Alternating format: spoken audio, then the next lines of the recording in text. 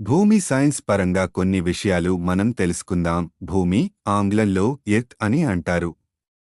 సౌరమండలంలోని మూడవ గ్రహం. ఇది సూర్యుడి చుట్టూ తిరుగుతూ జీవానికి అనుకూలమైన ప్రదేశంగా ఉంది. భూమి అనేక ప్రత్యేక లక్షణాలను కలిగి ఇవి జీవం పెరుగుదలకు అనుకూలంగా ఉంటాయి. భూమి ఉపరితలంలో సుమారు 71% భాగం నీటితో నిండి ఉంటుంది.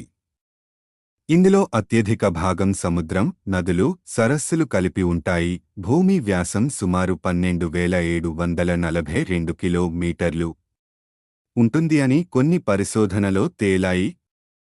భూమి పూర్తిగా గుండ్రని ఆకారం కాదు, అయితే ఇది ఓబ్లేట్ స్పిరాయిడ్ ఆకారంలో ఉంటుంది.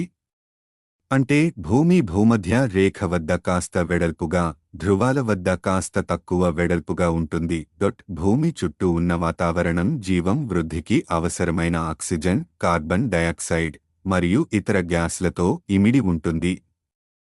భూమి యొక్క గురుత్వాకర్షణ శక్తి కారణంగా పిండం ఉన్న ప్రతి వస్తువును భూమి తన వైపుకు ఆకర్షిస్తుంది.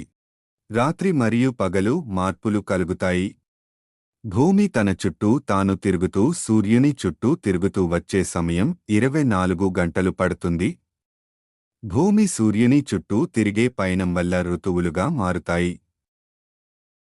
దీని సుమారు 365 రోజులు లేదా 1 సంవత్సరంలో పూర్తవుతుంది.